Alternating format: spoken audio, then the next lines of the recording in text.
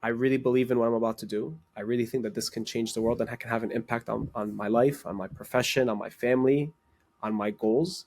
And I'm going to have the courage to pursue it. And if I succeed, that's awesome. But I'm also not afraid of failure because failure is not permanent. The future of dentistry belongs to the innovators. Welcome to Innovation in Dentistry. I'm your host, Sean Zayas, and I believe that the future of dentistry is going to be unbelievably great over the next decade and 2 decades. But the question isn't that. The question is, are you going to be part of what makes dentistry great?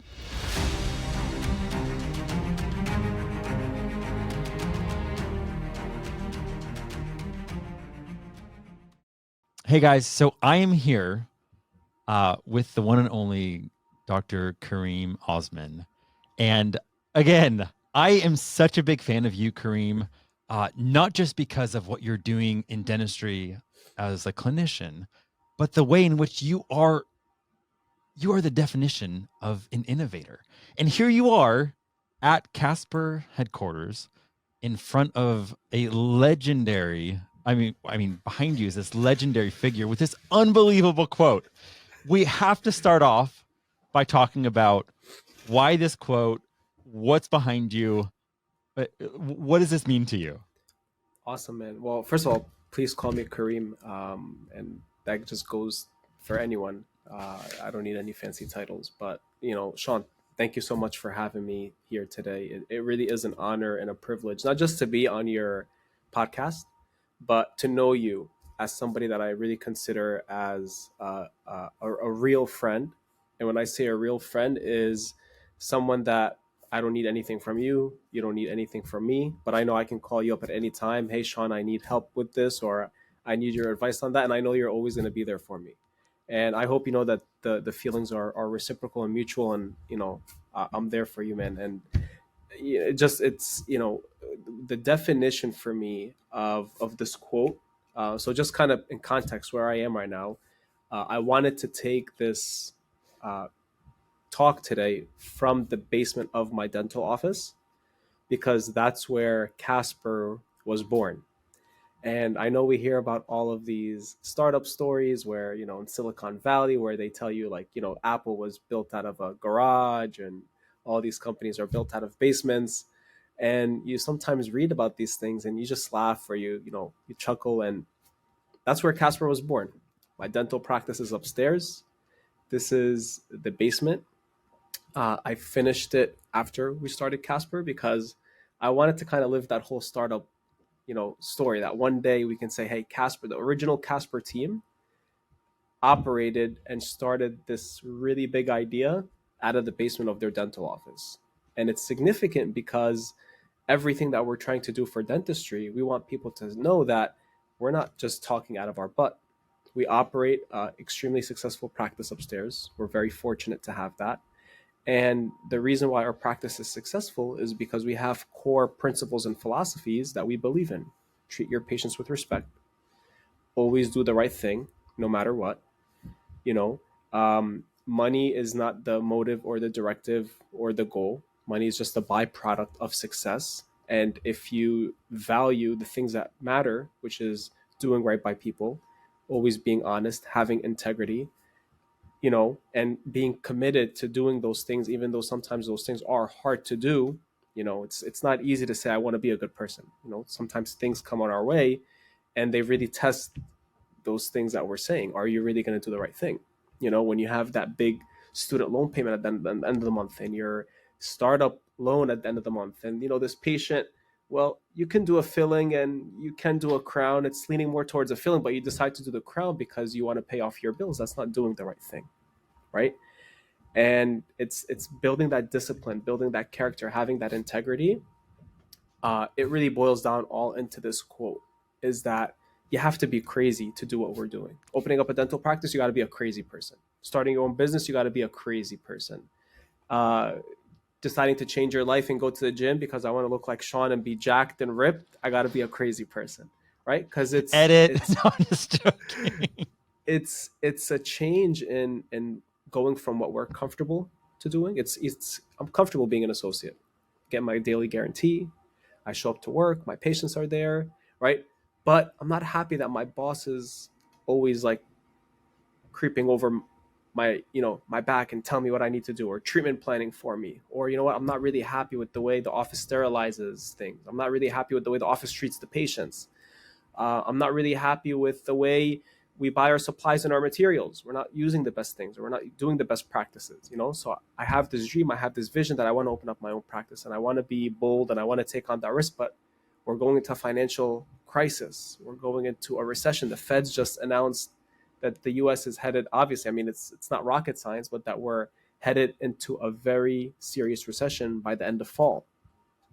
So how do I manage all of these things? How do I become crazy and believe in myself, believe in my dream, make that financial and conscious commitment that, you know what, I really believe in what I'm about to do. I really think that this can change the world, and I can have an impact on my life, on my profession, on my family, on my goals. And I'm going to have the courage to pursue it. And if I succeed, that's awesome. But I'm also not afraid of failure, because failure is not permanent. That's what I've come to learn throughout my, very short entrepreneurial career, is that who cares if I fail? If I didn't try, if I wasn't brave enough to pursue my dreams, I've already failed. So if I'm gonna fail anyway, then at least let me try. At least let me go out and give it my all. You know. So I don't know if I went off a tangent or not, but my biggest thing is I always want to inspire people and tell them that you know you can do anything that you want to do. Doesn't mean it's going to be easy. Doesn't mean you're not going to fail. Doesn't mean that you're not going to need to pivot or change your direction or your original plan. But don't be afraid of believing in yourself and taking a risk, and betting on yourself. And if you have the right intentions, the right people are going to come into your life, and things will just play out the way they should. Okay, so you threw so much at us there that was just like beautiful, profound, and absolutely inspiring, but also 100% authentic, really, to who you are. So Kareem, I will call you Kareem. Um, I have to also say yes, thank you so much. You have been such an amazing friend. Me and you have stories of being in the trenches where after the show was over or after the show hours were over, there we are on a laptop, shoulder to shoulder, like, how do we, peeling back the curtain of our own businesses and like, man, this is where we're struggling. This is where we're needing to overcome. And I've always valued your perspective, but more than that, I've valued your friendship. And I met you April 21, and right off the bat, you carried just such a presence. You're a natural leader simply because of this energy that you have. And I think it comes from the fact that, yeah, you're crazy. I mean, Kareem is crazy. You are a crazy person that does believe. You have this utter belief in, not, I wouldn't just say in you believe the best in other people. And I saw that. There you were. You're the MC of Smiles at Sea at that event. And you're calling out other people to just rise up, be the best who they are, highlighting, not to mention you just have this charisma about you. Oh, thank you, bro. So just to say, like, it has been an honor knowing you. I'm so thankful that we met the way that we did, and instantly I was like, man, I got to know this guy, because um it's just rare for me to see someone that didn't mind dancing with risk the way you did, didn't mind believing and stepping out and betting on yourself. What I find is a struggle for dentists is these opposing mindsets. They seem opposing, of this like clinical excellence. You want to limit liability, you want to limit risk because you don't want to experiment and explore in someone's mouth, right? Like, there's a very little margin for error. You want to seek excellence and perfection. But then the business side of things, if you don't embrace risk, if you don't embrace innovation, if you don't just fail forward and fail fast, you're not going to learn anything. You can't play it safe. And yet this is what you embody. Like, I don't know, like, when did, just to take a step back, when did you realize you wanted to step up and not just be a dentist? Like, being a dentist is enough. Every dentist out there that is operating a practice, whether you're an associate, partner, you own your own practice, you're part of DSO, that is enough. Like, you making that contribution to the world is enough. But for you, there was something else. Like, did you always know you were going to start your own business? So I've always wanted to be an entrepreneur, and my parents, they immigrated here from Egypt uh, 40 years ago now, and my mother, her grandfather, I'm sorry, my mother, her father, my grandfather, in Egypt there is president and there is secretary of the president. The secretary of the president kind of is dubbed the vice president. So there isn't really a vice president role. There's a president and then there's his secretary. Okay. Plays that vice president role. So my grandfather was the secretary of the president. So my mother grows up in this extremely influential, very well off, upbringing, childhood. My grandfather, when he passed away, he didn't know how to drive a car. You know why? Because he had a chauffeur his whole life. So, you know, so that's where my mom comes from. My father comes from an extremely poor upbringing. Comes from a part of Egypt extremely poor. And when he met my mother, of course, my grandfather disapproved of that because he wanted my mom to marry this, military general or somebody who's very high ranking in the government. And that's just the way it is in these countries. And it is, it is what it is, you know? And when my mother insisted on marrying my father, there was a big clash and they ended up moving to America together and she left everything behind. So you're growing up in this very comfortable, posh lifestyle. My dad is already used to being, poor, so it's not really anything new for him. They come to America and they're living in this one bedroom apartment in Jersey City, New Jersey. My mom was living with rats. They would eat bread because that's all they could afford to get. So it's this upside down shift. And growing up, when they came here and they struggled so much, especially for my mom, because it was just something crazy. My mom told me and my sister growing up, education is everything. You get your degree, and in a lot of, like, I would say Middle Eastern culture, that when you're growing up, you kind of only have a couple of options for your profession. They tell you can be a doctor or you can be a doctor. They don't really give you much options when it comes to picking, you know? So exactly. So I've always wanted to be a doctor, quote unquote. I actually wanted to be a medical doctor originally, like when I was growing up. I met my buddy in college, and he was doing the dental route. He was shadowing at a dental office. He told me he's making some money on the side. He's like, listen, why don't you just come? You'll make some extra money. It'll go on your resume anyway when you apply to med school. So I ended up working with him. This was like our sophomore year of college. I the guy was paying us. We were being assistants. We were doing things that we weren't supposed to be doing. He would like let us take x-rays and like polish people's teeth, and it was just crazy, but we learned so much. And I was like, what, I actually really enjoy working with my hands. I actually really enjoy that interaction that you have with patients. I'm actually going to really look into this whole dental thing. So I ended up taking the DATs. I ended up getting into dental school. And right before I committed to NYU, I went to NYU. I had an opportunity to go work in a really big company in Dubai. My mom knows some friends, childhood friends, growing up, very successful, doing big business in Dubai, kind of like, working for like a Deloitte or an Accenture, or like one of those big firms here in America. So I had an opportunity like that. And I told my mom I want to go and take it. Screw dental school. Why would I go work and, why would I take out all these loans and do all that when I can go make six figures right now at the age of 22, high six figures? And my mom told me the same thing she's always been telling me all her life, her and my father, which is your education is the most important thing. Go get your degree, because when you have that, nobody can take that away from you. To what you were saying, Sean, like that's enough to be a dentist, right? It's enough to have a really high degree. And she's like, after that, you can go be whatever you want. If you want to be a bum, if you don't want to work, if you want to be homeless, I don't care. You have your degree.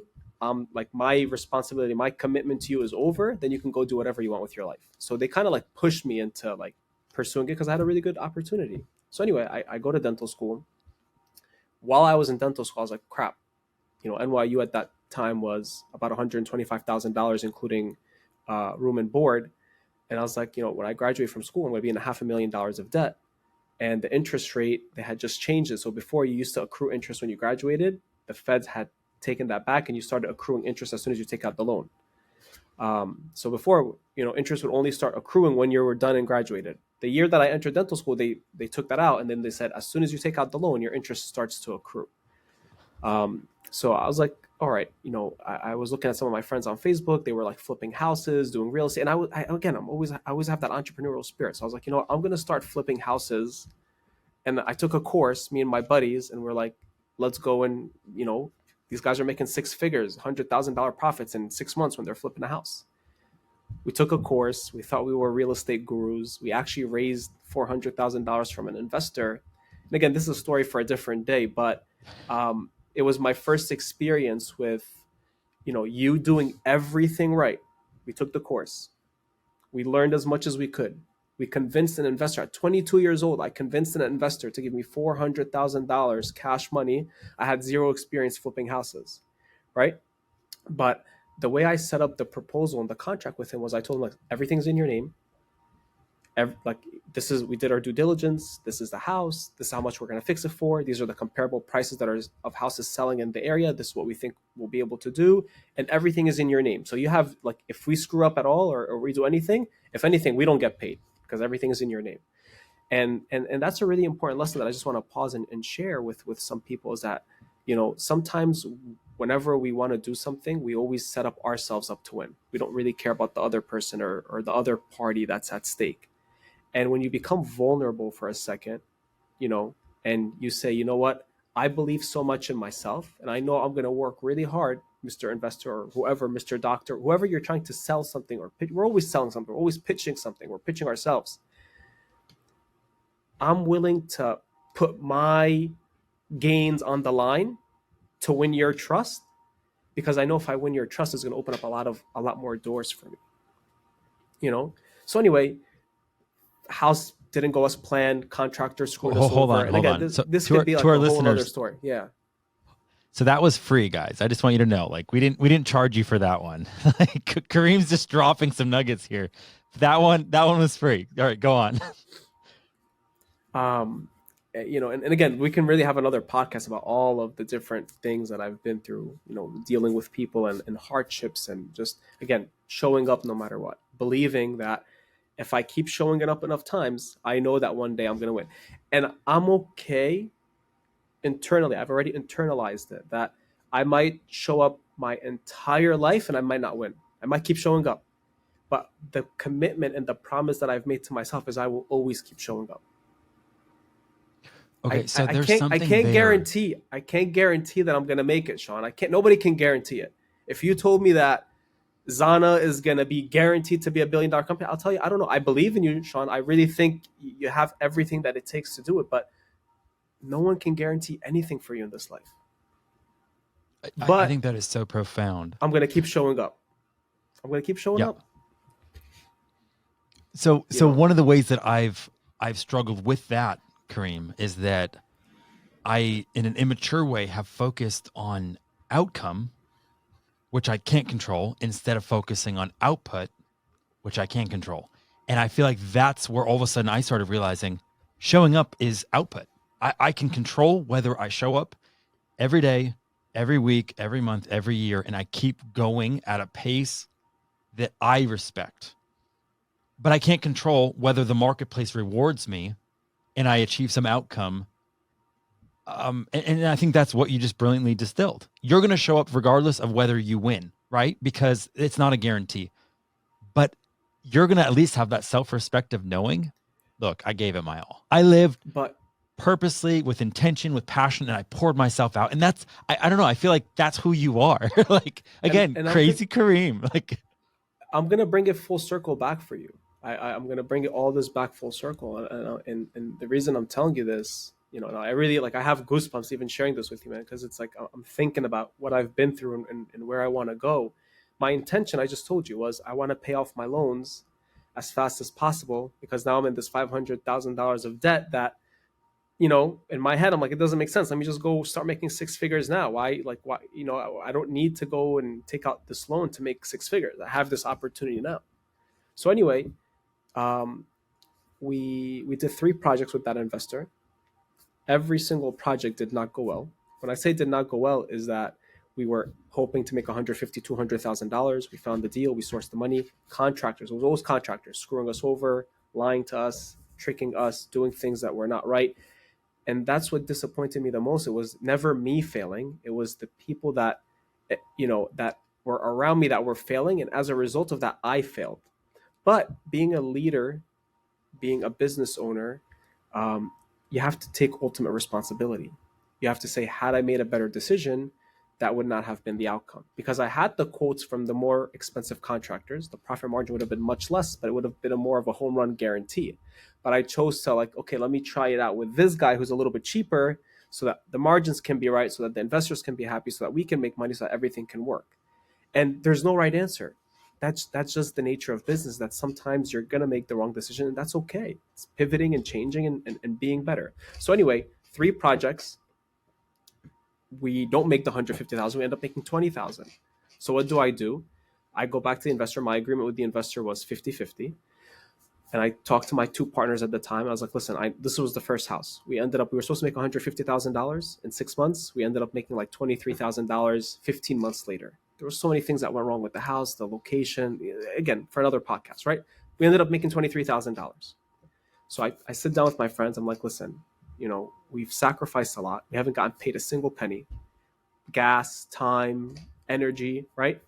But this was on the first house. But if we go to the investor and we tell him, hey, you're going to take all the 23,000, it's all yours. Thank you for the opportunity, for trusting us with your money, for taking a bet on us. This guy's like a bank. I was like, this guy's a bank. Whenever we go to him in the future, if we win his trust, even if he doesn't want to invest in us and again, if we just win his trust, he can maybe recommend us to somebody else. He can know that we tried. He saw that we gave it our all.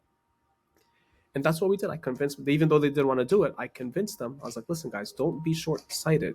It's not about making money. This 23,000, when we split it 50-50, each of us is going to get what, $3,000? It's not worth 3,000, even if that number was 30,000. If I did not meet what I had told the investor, I take a deep sense of, ownership. When I tell somebody something, I really want to my best of my ability, fulfill it and follow through with it. So anyway, we gave the guy the money. The guy couldn't believe it.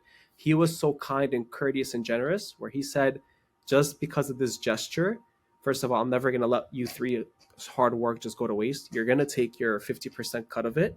But now that we went through this first, experience together, let's try to make sure that we don't make these same mistakes again on the next project. So I was like, wait, what? You're saying that you're willing to invest with us in a second project? He's like, yeah.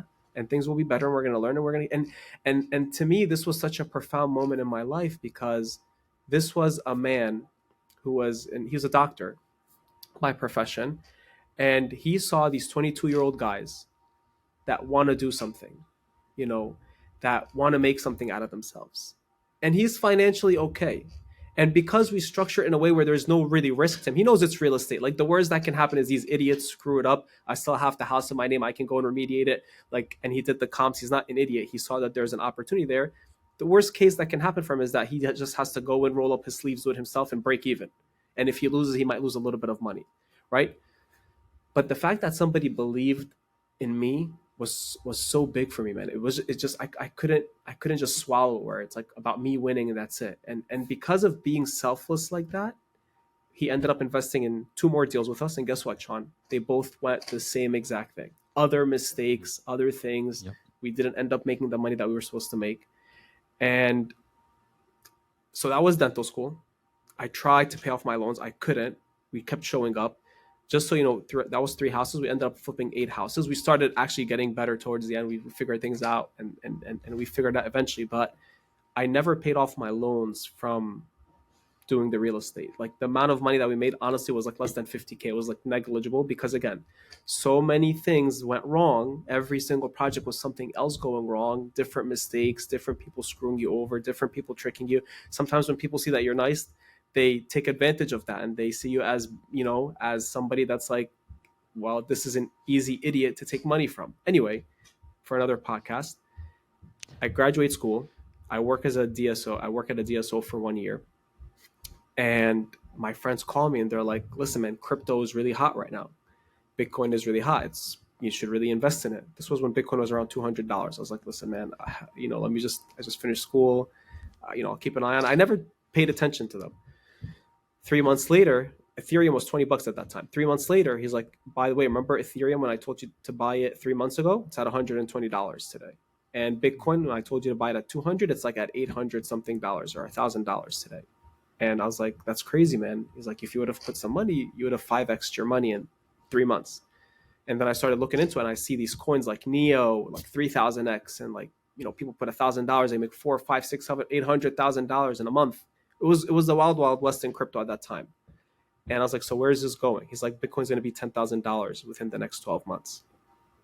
So I sat there and I'm like, okay, so I'm working. I was making 120K at this job. I was getting $500 a day, entry level job. I didn't do residency, so I was happy. It was like working for a DSO. It was the same office that I used to volunteer in when I was in dental school. So I had to connect there. That's how I got in right out of dental school. And I was like, I know this sounds crazy, but what if I had $20,000 in savings from that first year of working? I was like, what if I take off a year from dentistry? I invested in this crazy crypto thing that people are talking about. I was on Reddit, Twitter, like seeing all these people make this stupid money, like the wild, wild west, right? And if I win, so if things go right, I pay off my loans in a year. If things go wrong, I lose 20,000. I lost a year of work, and instead of paying my loans back in 15 years, it's now 16 years. And I was like, I was living with my parents at that time, so they were pretty much taking care of like all of my expenses anyway. I was like, you know what? I'm gonna take this risk. I'm gonna take off a year from dental school, because if I do, I have to do it right. There's no such thing as like I'm gonna be in the office. I'm gonna be day trading on my phone. The amount of due diligence that I did in that short time span showed me that this is a 24-hour market. It's not like a traditional stock market that closes at 5 o'clock. At 8, 9 o'clock at night when you're about to go to sleep, China's waking up, so they can be trading and you can lose your money. So you pretty much have to be up and alert all day, all night. Told my parents, they absolutely went crazy that I'm going to leave dentistry after graduating and after paying all of that money to go do crypto. And then before that, they saw my previous experience in real estate where things were not going as planned. And they're like, what's wrong with you? Like there actually has to be like something wrong with you, because you're not like a normal person doesn't do what you're doing.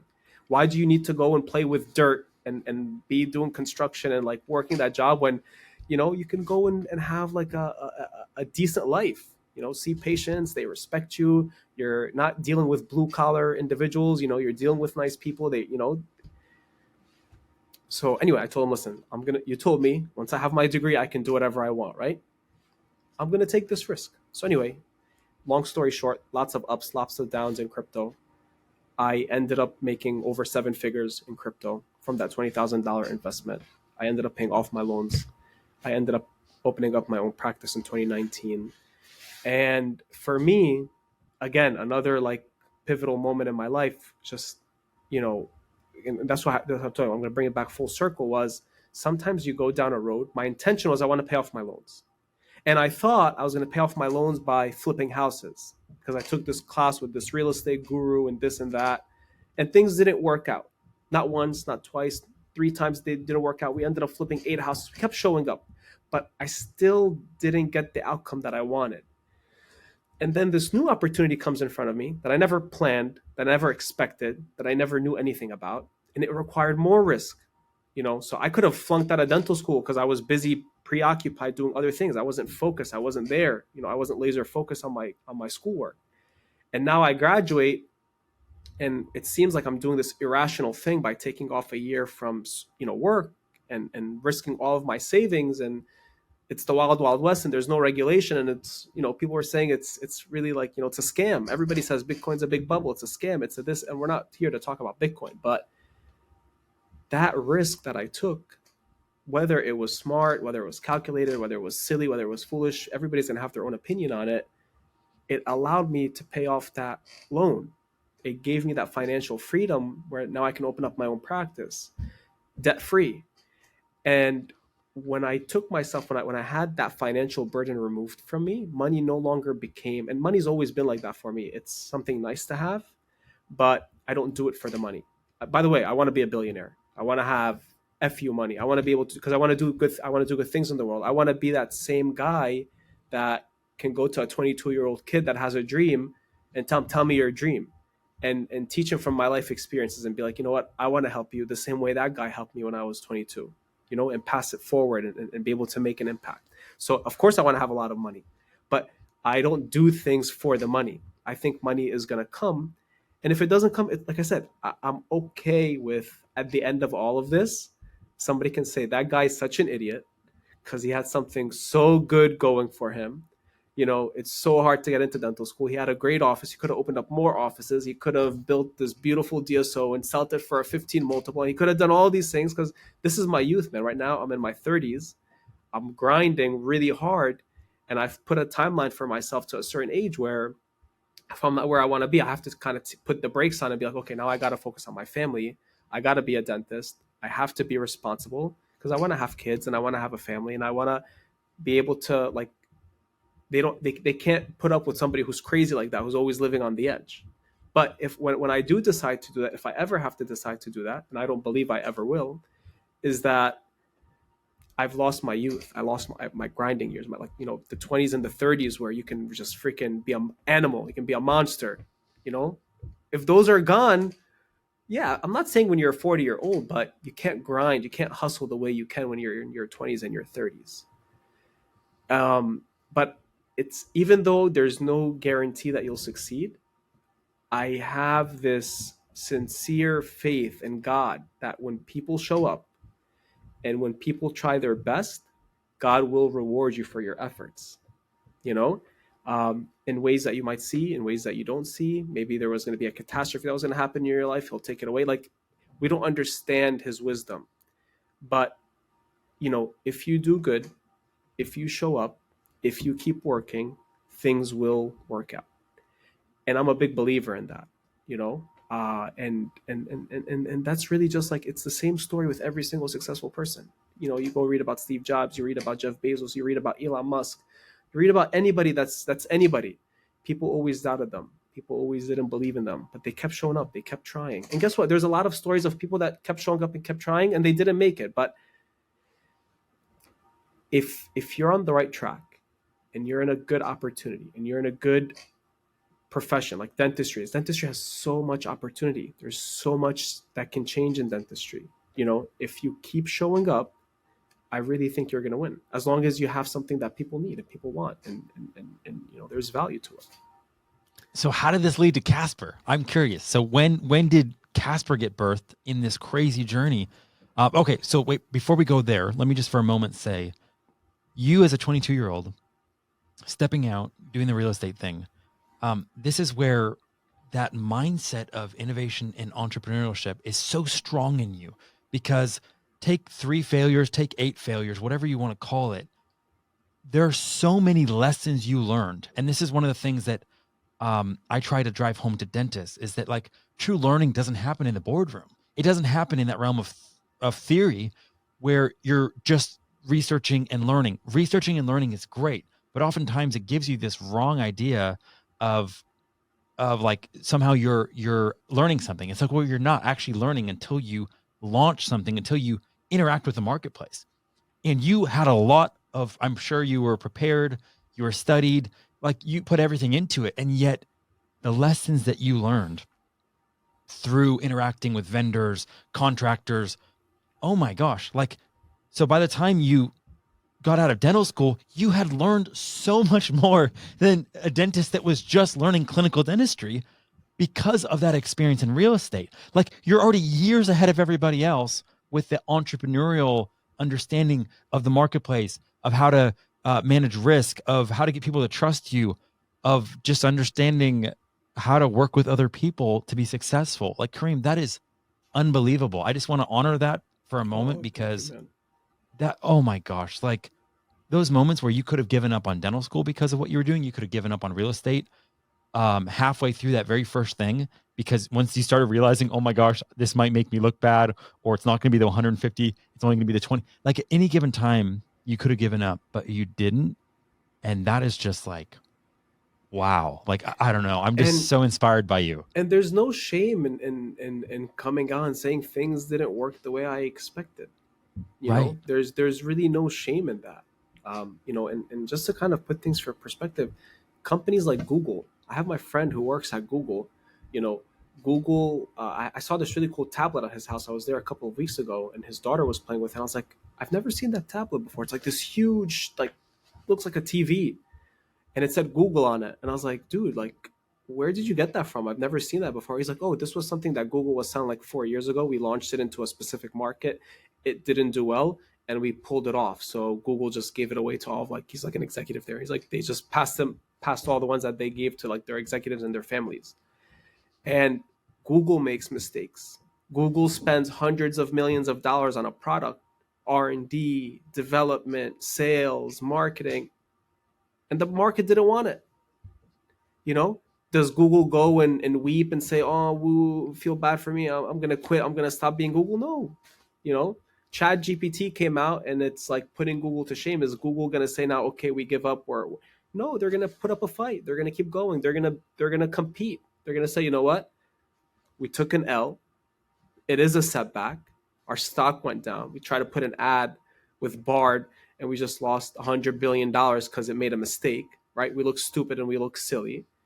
But the funny thing is, Sean, and I heard this from someone, and I don't remember who I heard it from, but it's stuck with me ever since, is that failure and mistakes, even though they sting a lot and they hurt a lot in the moment that they happen, your customer is forgiving if you treat them with integrity and with honesty and you tell them, I made a mistake. You might lose their business. They might come and say, Sean, I'm not going to work with you anymore, man. Like, you know, you sold me you sold me this iPhone, and you told me that you're the best iPhone producer in the world, and it sucks.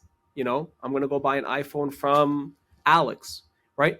But Sean didn't give up. Sean kept perfecting it. Sean took that feedback. Sean said, I'm going to go back to the drawing board. I'm going to try to reiterate and redesign that iPhone, and I'm going to keep going. And 2 3 years down the road, he comes out with version 2.0 that people are raving about. But you know what, I used to be Sean's ex-customer, and I remember he was graceful when I left him. He was very professional. I saw nothing but good. I really saw that he tried his best. You know what, I'm going to give Sean a second chance. And that's something that we forget about, is that, you know, failure is not final, man. It really isn't. If even if things don't go right, even if I can't make a client or a patient or a customer happy on round one, it doesn't mean that I should just, okay, screw it, I don't care about that customer anymore, they're leaving anyway, let me just get, no. The same way that I was treating them with grace and with compassion, trying to get them to believe and to buy into whatever I'm trying to sell them, the same way I'm gonna part ways with them, and I'm gonna tell them, thank you for the opportunity. I know that, you know, I'm disappointed that I couldn't deliver on everything that I promised you today, but I'm not going to give up. And maybe one day our paths will cross again. It's just, it goes back to those same things. And I don't know, maybe because I grew up with my parents, you know, immigrating here, it was really tough. Grew up, you know, we didn't have money. Like, my friends would buy really nice shoes.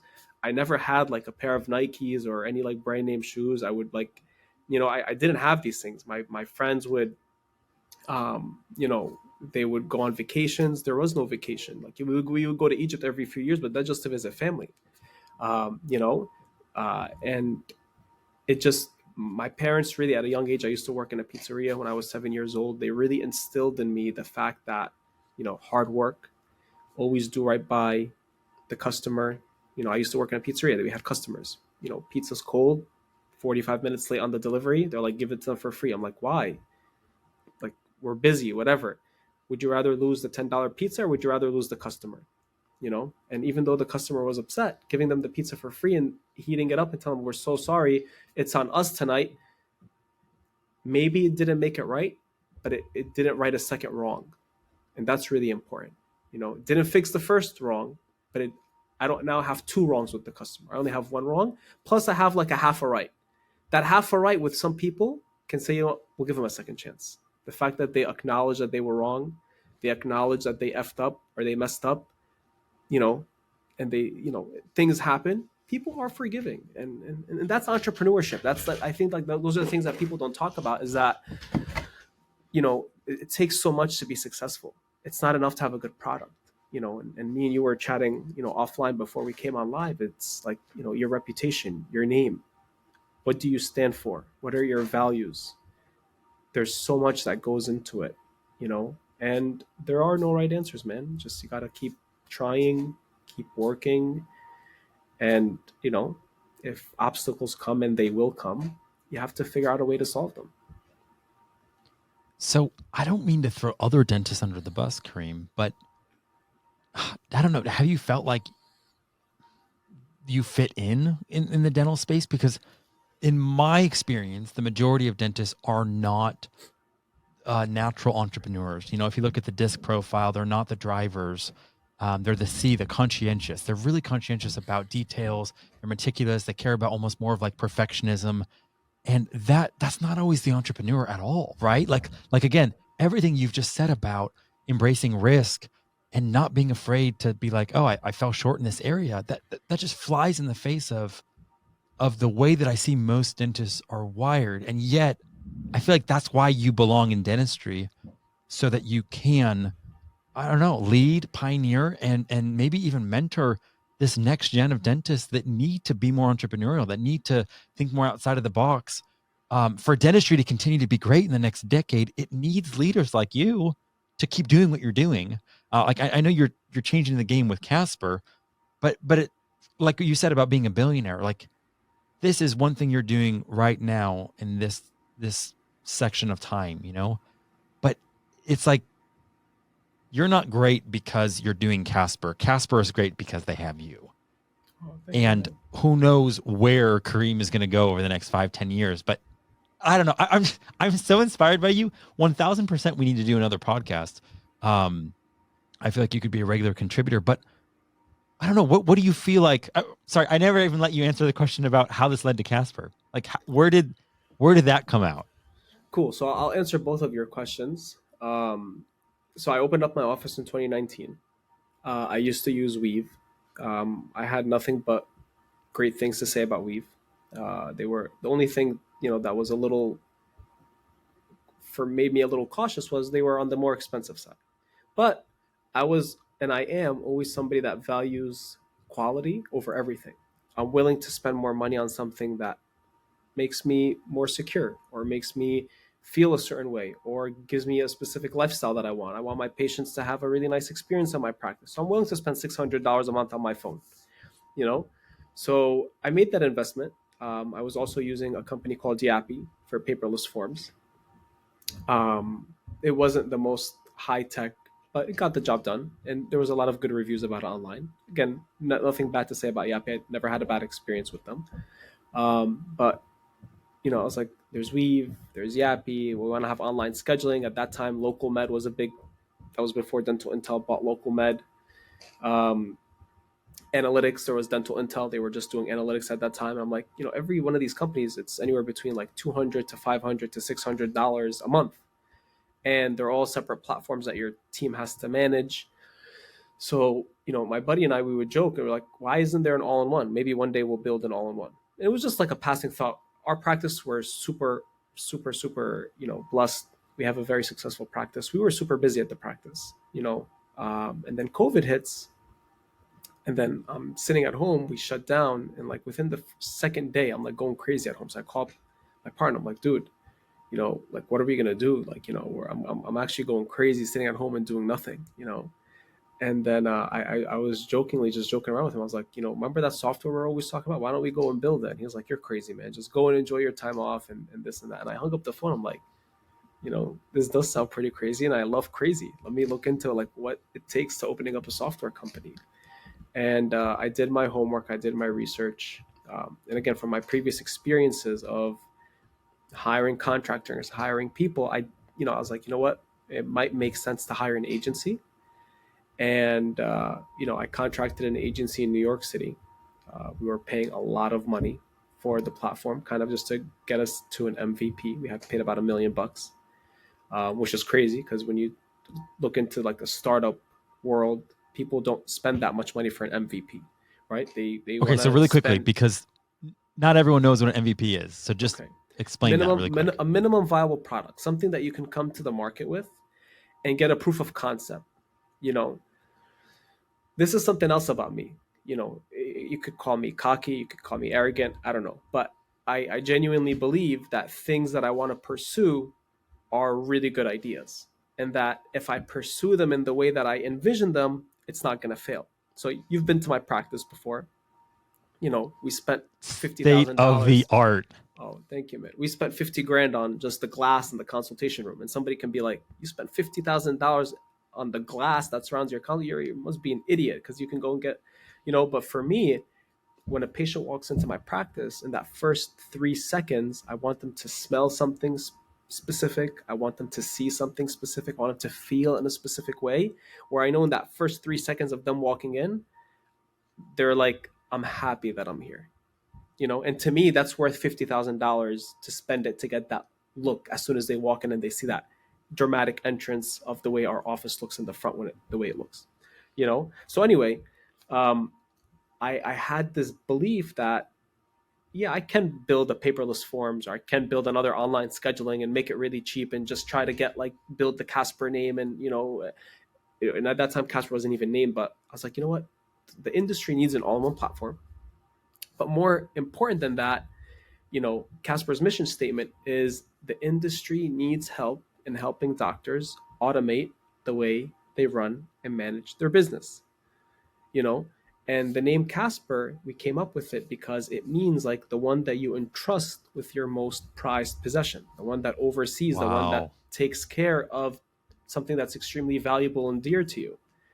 And I was like, that's the perfect name because we want Casper to be that overseer, that guardian that oversees, that protects, that takes care of your practice for you. I want you as a dentist to know that we're going to help you manage the business in the front. We're going to help you manage that beast of of a responsibility called the front desk, and the leadership and the management.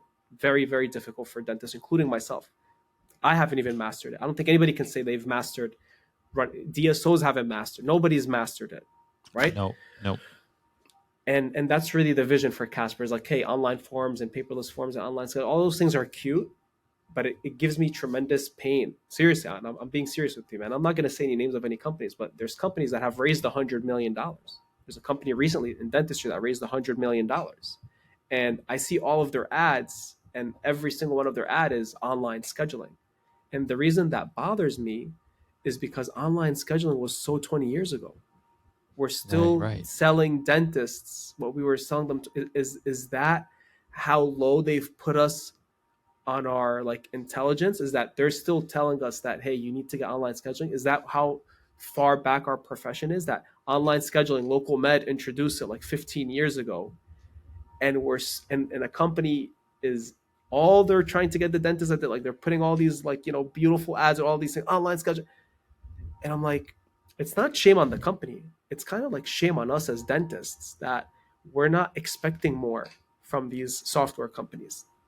We haven't raised the Wow. bar to a level where if somebody comes to me and is trying to sell me online scheduling, I'm like, so you raised $100 million, and instead of utilizing that money to solve a real problem that I have, you're coming to sell me online scheduling? So again, is it shame on the company? Is it shame on me as a clinician? I don't know. And that really bothers me because, and goes back to your second point of, I've come to the conclusion, Sean, over the past few years and through the different experiences in my life, where I'm okay with saying certain things that don't necessarily vibe with specific types of people. And I'm okay because I don't want those people in my circle. I want to have winners in my circle. So I want to go to 200,000 dentists. They're all in an auditorium. And I want to tell them, maybe only 2% of you here have a winner mentality. Maybe only 2,000 of you are winners. They have that winning mentality. They want to provide the absolute best care for their patients. They want their team to be respected and treated with respect and have work life balance, and that their colleagues, their assistants, their hygienists, their office managers know that that doctor cares about them. The doctor doesn't only care about his or her pockets. I care about my team the same way I care about my family, you know? And if that message only resonates with 2% of the people, so be it. I don't care if I lose the other 98% of people in the noise, because you don't need to have 10,000 offices on your platform. If we have 2,000, 3,000 offices, but they're so driven, they're the top 1% performers, they value our core values, they value that patient experience, they value differentiating themselves from the rest of the noise. That's what's helped us be extremely successful in my office. There's 7 or 8 offices within a 2-minute drive of me, right? But the things that we value, the things that we do for our patients, I'll give you a very, very quick example. And I know this is kind of like a tangent, but patient comes in, we do a crown on them a year ago, to the breaks for whatever reason, right? I have, and the patient's like, we're like, well, Mr. Smith, the tooth wasn't in the best state to begin with. We were kind of just doing this to see what we can get. Yeah, but I don't remember you guys having that conversation. Well, it is documented here in the notes, but it's okay, Mrs. Smith. You know what? How about this? You need an implant. You need a bone graft. I know it's a lot of money. I know you weren't expecting it. But because we stand behind our quality of work, and we stand behind when I do something, I want you to know that we stand behind that work. Any money that you paid towards that crown last year, I'm going to put it towards your implant. And I'm going to take that Wow. hit because again, it's not about money, Sean. It's about doing what's right for the patient. And that patient had an objection. Maybe somebody else doesn't have an objection. You don't have to do that. But as an owner, understanding and realizing that if I'm, again, goes back to always my core values. You have to sit down, write your core values, what you believe in. Sometimes people will take advantage. It is what it is. I'm not doing it for those people. Like sometimes I'm talking to a dentist and they're never going to connect with what you and I are saying because they're so overwhelmed. Like when you're trying to sell them Zana and you're trying to tell them that, hey, you're not selling a toothbrush. If they think that they're just selling a toothbrush, then they miss the whole point. Right. And I'm telling you, 98% of dentists, it will fly over their head. They think that you're trying to convince them to buy a toothbrush so that they can buy a toothbrush. What you're trying to sell them is that we're building loyalty with your patients. And the mindset, if the dentist cannot comprehend that mindset change, that I'm not investing in a toothbrush, I'm investing in a loyalty program so that my patients know that I invested in them, that the other guy down the street didn't take that extra time and effort and commitment to go above and beyond for me. This doctor did that because this doctor cares about me. Those are the types of patients that I want anyway. Those are the types of patients that are going to accept my treatment. Those are the types of patients that are going to refer their family. They're going to bring me other like-minded people that value exceptional care, value a clinician that, provides those things. And that's really where I would love to be able to, and I think I'm really hopeful with like a lot of the younger dentists because I think a lot of them are willing to embrace that change and they're willing to embrace um, investing in themselves. We just have to figure out ways to make it less as a barrier of entry because some people need more hand holding to get them to where you want them to be. Yeah. Okay, so Kareem, we are getting pressed on time, which means I'm going to interview you again because there's so much I didn't even get to. In my curiosity, I want to highlight and I wanted to highlight. So I have a question for you, and then I want to bring attention to one thing that you're doing. So the question is this. You're just about to go into dental school. You're 22 years old, right? Is that when you started dental Yeah. school? Mm-hmm. Okay. So Kareem of today has 10 seconds, 20 seconds to say one thing to Kareem, 22-year-old Kareem. What is it that you tell him? You know, it's a good question. I never really thought about it. So knowing what you know now, whether it's the adversity, whether it's the triumphs, So what's I one thing you would want to my leave him with? one of my core beliefs that I feel like the reason why I'm so blessed in my life, the way I am, is that sometimes you know we have opportunities to help other people, and those opportunities will unlock every single door for you in your entire life. And I'll end you with this quick story, kind of to make you understand. When I was applying to dental school, um, I had like a 3.5 GPA. It's not the greatest GPA. My science GPA was around 3.2. My DATs were like a 22. They were good. Nothing great, right? Good, above average. My friend, 3.98 GPA, 26 DATs, 98th percentile. But he used to help me in dental school all the time. All the time. He used to help me, I'm sorry, in college. He used to help me in college all the time. call him the night before a physics test. Hey man, I need you to teach me everything. I'm so screwed. I'm gonna fail tomorrow. And he would always be there for me. And when I was applying to dental school, I would email the deans of admissions and all the admission committees, and I'd be like, please like consider me. This is what I'm doing, blah blah. And I kept emailing them, not like accept me, of things I was doing to show them why I would be a good fit for their school. So I get interviews, 2 interviews, NYU, UMDNJ. He doesn't get any interviews, right? I go to UMDNJ, I do the interview, and this is now late in the cycle, and I'm going to my NYU interview. He still hasn't got an interview. He has a 3.98 GPA. He has like 27 DATs. So I told him, listen, man, when I went to NYU, the dean of admissions, she was doing a tour of the facility, and she said anybody that is interested in hanging out or has any questions after the day at NYU, you can come up to my office. I'll be doing like a little office hours to answer any questions that you might have, because they're also trying to sell you to come to their school. So anyway, I tell my buddy, I'm like, listen, man, this is a great opportunity. I'm gonna try to slip in your name to her somehow. I don't know how the heck I'm gonna do it, but I'm gonna try to do it for you. Just send me all your information.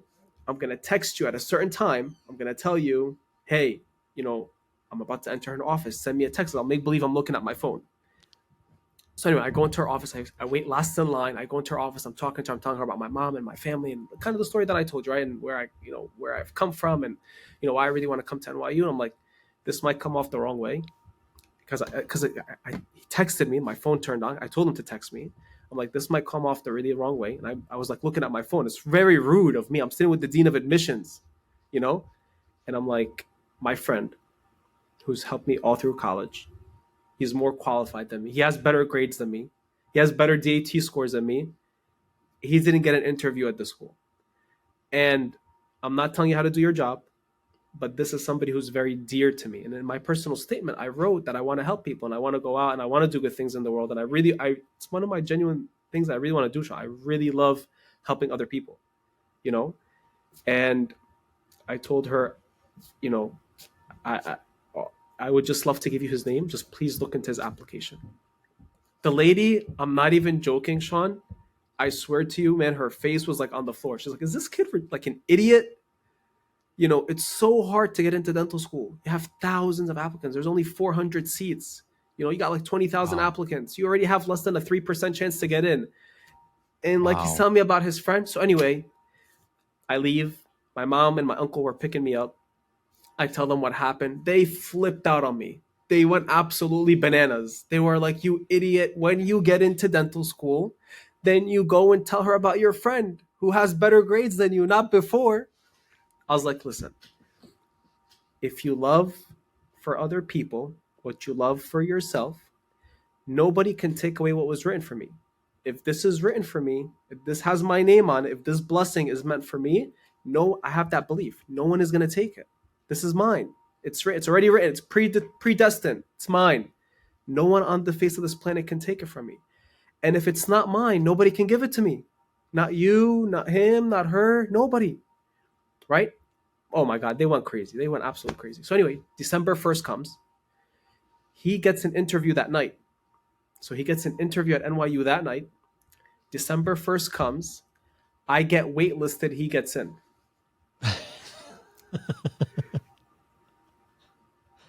That's insane. Right? And anyway, fast forward, I reached out to the admissions team. They told me like, listen, I had gotten like a B in like a lit class or whatever, and they're like, and my score on the DATs for reading was like an 18. It was like average, like minimally accepted. So they're like, listen, dental school requires a lot of reading, a lot of comprehension. I'm like, I know how to read and write English. I swear to you guys, I promise. But we want to see, maybe take some upper level courses in your last semester of college and submit your grades. You're on the wait list. You didn't get rejected. And we'll rediscuss it in March. So anyway, I take the classes. I'm updating them every month with my grades, how things are going, my midterm scores. And I get a call, really, literally like a month or whatever, I had finished the semester, and I get a call from the Dean of Admissions, and she tells me, you're in, So I got in. I went to visit her in that incoming semester, just to thank her for the opportunity. I'm like, Yeah. you're about to change my life. Like my parents, I told you, Right. they grew up poor. Like when they came to America, they were like nothing. I'm like, this is life changing for me. It's life changing for my family. This is life changing for for everybody that I care about. And she told me, she's like, I've been doing this for 30 years. I have brothers and sisters. They'll be interviewing on the same day, and I ask them. I have husband and wife. I have family, and I literally sometimes bring them in the same room. Like, why should I choose you over him, or why should I choose you over her? And they'll give me an answer. Oh my Siblings, gosh. friends. She's like, I've never had somebody in 30 years Defer. tell me about a friend. She's like, and when I read your personal statement and I said, and I saw that you said you want to help people, and I believe that you're going to do those things, because if somebody's willing to do that for their friend, then somebody is going to go out and do that for other people. So, even though that decision at that time was very hard, and I'm not going to lie to you, when December 1st came and I was waitlisted, I was like, oh crap, maybe my parents were right. Maybe I should have, kept my mouth shut. Right. But no, it's when you believe in these things, it all goes back to the same thing, is that when you have these core philosophies, when you have these core beliefs, when you have these guiding principles, always stick to them no matter what. Because at the end, things will always work. And as long as you're alive, you have a chance for it to work. Okay, so someone is interested to learn more about what it is you do with Casper. Where do they find out? How do they reach you? They can go to meetcasper.com. It's really not about Casper, Sean, and I think you know that by now. It's about what we want to do for the profession. The relationship for me is more important than anything. And I think that's what I want dentistry.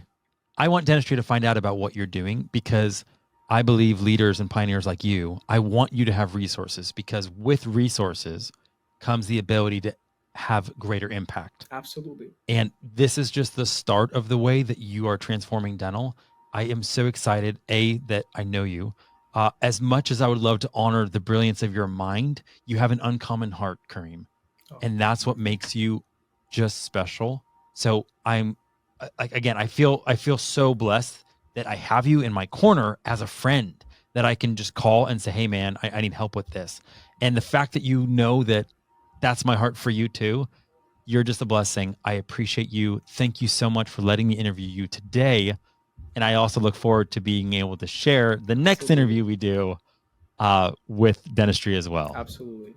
Thank you, Sean, for everything. And, we didn't even talk about Zana or Casper or anything. And my final remark is, people invest in you. Your patience, your nice office, your $50,000 glass, all those things are nice. They're cool. But ultimately, when the patient is sitting with the clinician, that those words that come out of your mouth, the way you make them feel, not coming out of your mouth, those words that come out of your heart, they're not coming out of the heart, you're not going to sell the treatment plan. They're only coming out of your mouth, or they're only coming out of your pocket, or they're only coming out because you want to make your loan payment on your Range Rover, your treatment acceptance case is not going to go up, But when you're making decisions and they're coming out of your heart because you genuinely care and you genuinely want to do the right thing, your treatment case acceptance is going to go up, right? So there's a lot that goes into entrepreneurship and innovation and stuff like that. It really was my absolute honor and pleasure sitting with you here today, man. I'm really excited about dentistry. I'm really excited about the future of dentistry. I really think there's going to be colleagues that share these same, core principles and beliefs, and they want to do good and they will do good.